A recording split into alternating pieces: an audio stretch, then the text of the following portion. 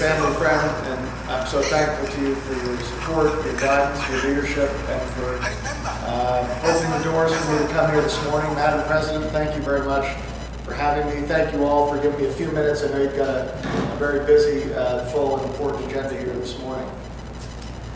So I just want to say a little bit about why I'm running for governor and ask for your thoughts and your suggestions, and hopefully your support, and certainly your prayers. So I don't believe we can build a just economy when CEOs of corporations, people running hedge funds in Wall Street, are making millions and millions of dollars a year, while the great majority of people in our state struggle to afford their housing, struggle to afford their health care, struggle to afford their child care. When the young people can't afford college because state universities now cost over $20,000 a year.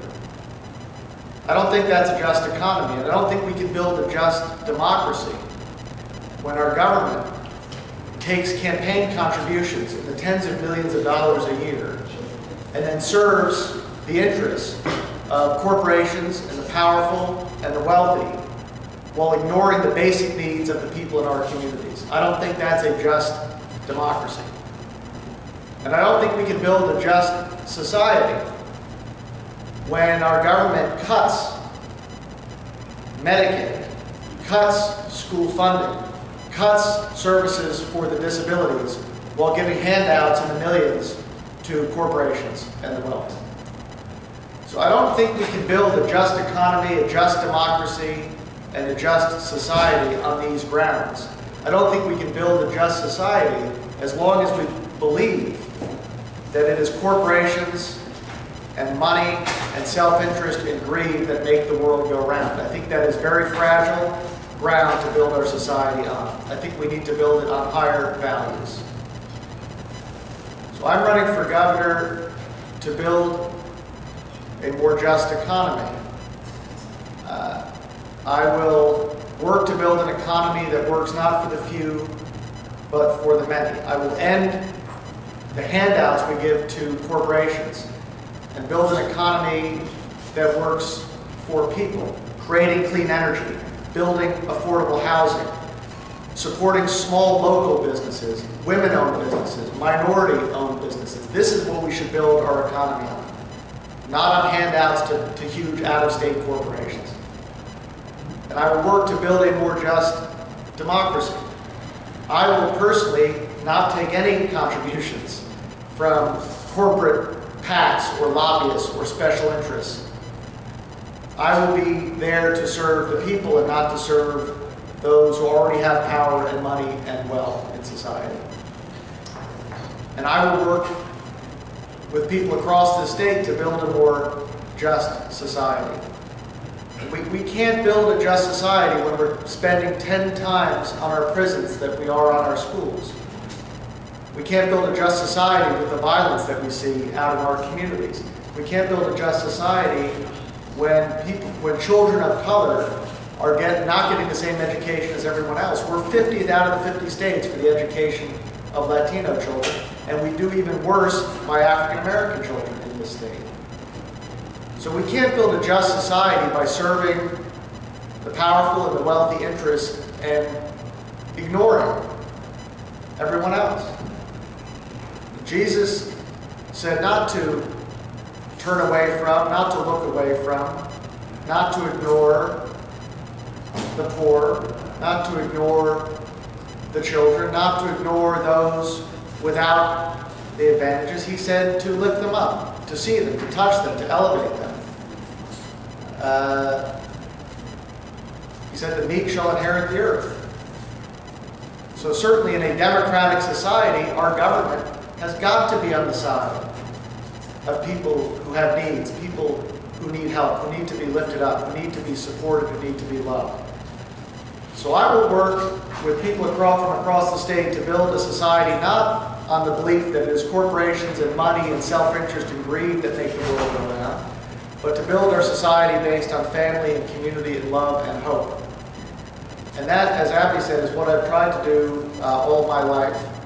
Going back 25 years, I co-founded and led an organization called City Year, where we got young people ages 17 to 24 of all different racial and economic backgrounds and different beliefs, and brought them together to do service in their communities and to lift them up. And they got a scholarship for college at the end of that service. We used to go out into they used to have midnight basketball games, literally at midnight. We'd go out on the courts and recruit the young men and women who were playing and get them into this program and get them on a better track in life. And that program has now been running for 25 years.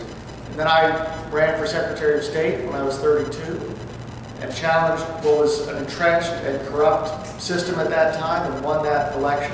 And as Abby said, the first thing I did was to hire Nellie Rhode, who's now our Secretary of State, into the highest position that I had. And I told her to interview everybody in the office. And as Abby said, out of 60 people, there were 60 white people working in the office.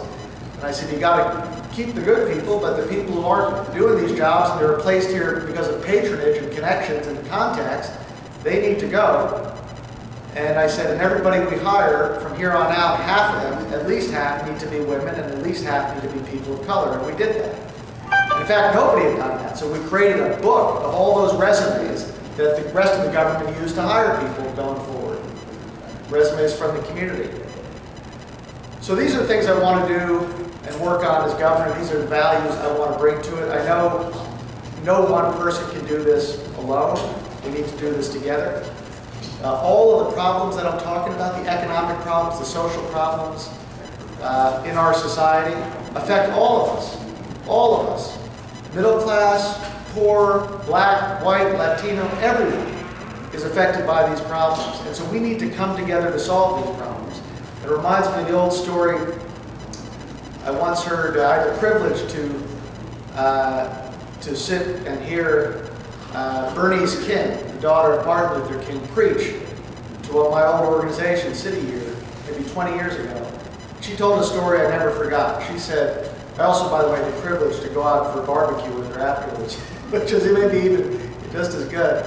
But she said, she told the story of a man and a young boy in a boat. And the young boy starts to giggle to himself. And the man looks at him and he says, "Yeah, boy, what are you laughing about?" And the boy shakes his head and he just keeps giggling. And a few minutes later, he's still giggling. The man says to him, "Boy, what are you laughing about?" The boy just giggles, shakes his head. Then the man starts to notice that there's water coming up into the bottom of the boat. He feels it on his feet. And then he starts to realize that his side of the boat, because he's bigger, is starting to go down. And the boy's a little bit up higher, and the boy's giggling now, really hard. And the man sees the water rising in the boat, and he's starting to sink. And he says, "Boy, what are you laughing at?" And the boy holds up in his hand the plug that he's pulled out of the drain in the boat. And as the boat starts to sink, the man says to him, he says, "Young son, don't you realize we're in the same boat?" So that's what we are. We all, human beings, people in this state of all backgrounds, we're all in this same boat together. If the boat sinks the way I think it's been doing for a while, economically, socially, politically, we all sink. So we sink or we rise together. And so we have got to come together to take on the kinds of problems that I'm talking about. And the way we come together is to bind ourselves to each other, which is the work that you all do all day, to bind people together. And so I think of the book of Ruth, when Ruth says, "Entreat me not to leave thee, or to stay from following after thee. For whither thou goest, I will go, and where thou lodgest, I will lodge. Thy God will be my God, and thy people my people."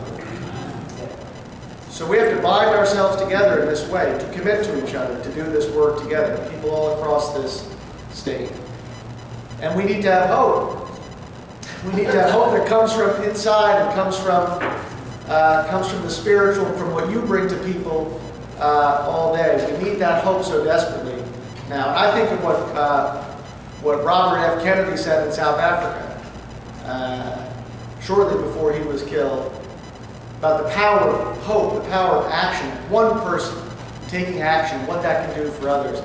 And he said, each time a man, and I would add, because we're in the modern age, a woman stands up for an ideal, or acts to improve the lot of others, or strikes out against injustice, he sends forth a tiny ripple of hope. And crossing each other from a million different centers of energy and daring, those ripples build a current that can sweep down the mightiest walls of oppression and resistance. So that is the power of individual hope and individual action when we go forward together. We can change anything. We, of course, can't do it alone, and I'm cognizant of that. So I'm here to ask for your prayers, to ask for the prayers of your congregation. In the spirit of Psalm 121, I lift up mine eyes to the hills from whence cometh my help. My help cometh from the Lord who made heaven and earth. So thank you very much, and thank you for your support and for your prayer. Can I ask for your prayers? Yes. All right. Right down here. All right.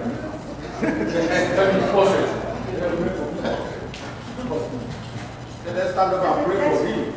That's right. Yes, our Father will commit you. Can we pray together?